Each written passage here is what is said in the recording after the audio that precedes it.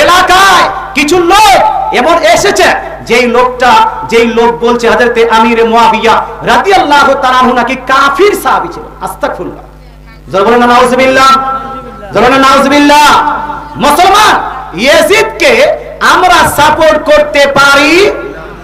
জোরে বলতে হবে, ইয়াজিদকে আমরা সাপোর্ট করতে পারি না।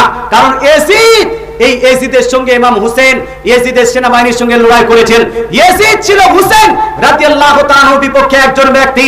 এর অনেকগুলো হারামকারী, এর অনেকগুলো নাজায়েজ কাজ আপনার বর্ণিত হয়েছে। তবে ভাই আপনাকে বলতে চাই, ইয়াজিদকে আমরা খারাপ মনে করব, তবে মুয়াবিয়া রাদিয়াল্লাহু তাআলা আনহুকে সাহাবিয়াত থেকে বাদ দেওয়া এবং মুয়াবিয়াকে গালি দেওয়া চলবে? চলবে না। হযরতে নবী করিম সাল্লাল্লাহু তাআলা আলাইহি ওয়াসাল্লাম একদা হযরতে হাসান রাদিয়াল্লাহু তাআলা আনহু প্রসঙ্গে বলেছিলেন, আমার এই হাসান ছেলে মানুষকে বিভ্রান্তির কবল থেকে বাঁচিয়ে নেবেন। এমন একটি কাজ করবেন যেটা উম্মতে মুসলিমার জন্য শান্তি শান্তি শান্তি হবে। জোরে বলে সুবহানাল্লাহ। আচ্ছা, ইমাম হোসেন রাদিয়াল্লাহু তাআলা আনহু সুলহ করেছিলেন, মাশওয়ারা করেছেন, সুলহ করে নিয়েছিলেন কার সঙ্গে?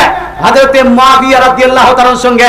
মুয়াবিয়াকে হযরতে হাসান গালি দেননি, হযরতে হাসান তিনার বিপক্ষে কথা বলেননি, তিনার সঙ্গে সুলহ করে নিজের খেলাফতকে মুয়াবিয়াকে দিয়েছেন বলে আমরা খেলাফতে মুয়াবিয়াকে মানতে বাধ্য। হযরতে মুয়াবিয়াকে গালি দেওয়া চলবে? জোরে বলতে হবে, চলবে না। শিয়াদের কাজ হলো সাহাবীকে গালি দেওয়া, কিন্তু সুন্নিদের কাজ নয়।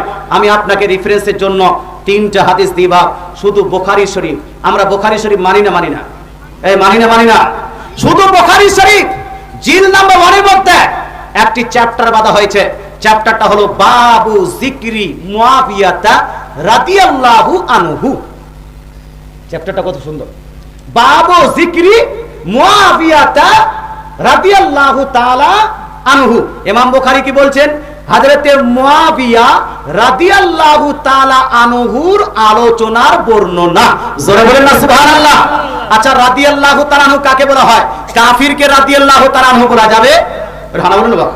গুমরাহকে রাদিয়াল্লাহু তাআলা আনহু বলা যাবে? যাবে না। বুখারী শরীফের মধ্যে আজ থেকে প্রায় 1300 বছর পূর্বে রাদিয়াল্লাহু তাআলা আনহু বলে এই সমস্যাটাকে সমাধান করে দিয়েছেন।